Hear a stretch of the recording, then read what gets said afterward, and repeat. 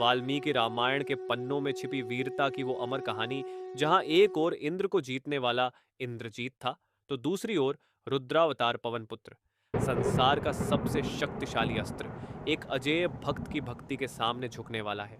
क्या था उस ब्रह्मास्त्र का रहस्य जिसे हनुमान जी ने स्वयं स्वीकार किया? चलिए जानते हैं वाल्मीकि रामायण सुंदरकांड के 48वें सर्ग की इस अद्भुत गाथा में। जब महाप्रतापी रावण ने सुना कि हनुमान जी ने उसके प्रिय पुत्र अक्षय कुमार का वध कर दिया है, तो वह शोक और क्रोध से भर उठा। उसने अपने ज्येष्ठ और सबसे पराक्रमी पुत्र इंद्रजीत को युद्ध के लिए आज्ञा दी। रावण ने इंद्रजीत से कहा, हे पुत्र, तुम अस्त्र शस्त्रों के झाताओं में श्रेष्ठ हो। तुमने देवताओं और असुरों तक को परास्त किया है। उस वानर का बल साधारण नहीं है, इसलिए तुम अपनी पूरी शक्ति और दिव्य अस्त्रों के साथ रणभूमि में जाओ। पिता की आज्ञा पाकर इंद्रजीत एक दिव्य और तीव्रगामी रथ पर सवार होकर अशोक वाटिका की ओर बढ़ा। उसके साथ न तो विशाल सेना थी और न ही बहुत कोलाहल, क्योंकि वह स्वयं में ही काल के समान था। जैसे ही इंद्रजीत युद्ध भूमि में पहुंचा, हनुमान जी ने उसके रथ के पहियों और धनुष की टंकार सुनी। हनुमान जी का उत्साह बढ़ गया और उन्होंने अपना शरीर विशाल कर लिया। शुरू हुआ एक ऐसा युद्ध जिसे देख देवता भी चकित रह गए। इंद्रजीत ने अपने तीखे बाणों से आकाश को पाट दिया।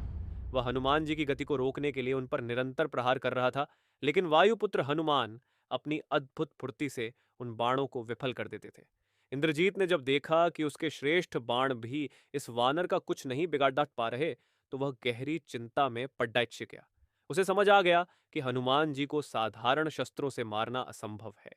तब इंद्रजीत ने एकाग्रचित्त होकर ब्रह्मास्त्र का संधान किया। उस अमोघ अस्त्र को छोड़ डालते ही हनुमान जी ने अनुभव किया कि यह स्वयं पितामह ब्रह्मा का तेज है।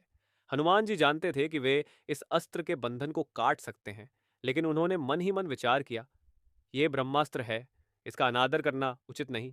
मुझे इसके बंधन को स्वीकार कर लेना चाहिए, क्योंकि इसी बहाने मुझे रावण से मिलने और उससे बात करने का अवसर प्राप्त होगा। ब्रह्म जी ने उन्हें वर दिया था कि मेरा अस्त्र तुम्हें एक ही मुहूर्त में अपने बंधन से मुक्त कर देगा। ब्रह्मास्त्र के प्रभाव से हनुमान जी निश्चेष्ट होकर पृथ्वी पर गिर पड़ डटे। उन्हें बंधा हुआ देख राक्षस हर्ष से चिल्लाने लगे। उन मूर्ख राक्षसों ने अपनी अज्ञानता में हनुमान जी को सन और वल्कल की रस्सियों से भी बांधना शुरू कर दिया। जैसे ही उन्होंने अन्य रस्सियों का प्रयोग किया, ब्रह्मास्त्र का प्रभाव स्वतः ही समाप्त हो गया, क्योंकि ब्रह्मास्त्र किसी अन्य बंधन को सहन नहीं करता।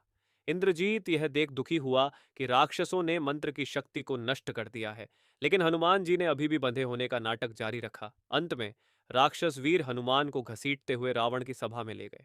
हनुमान जी शांत और निर्भय थे, क्योंकि उनका लक्ष्य अब सामने था।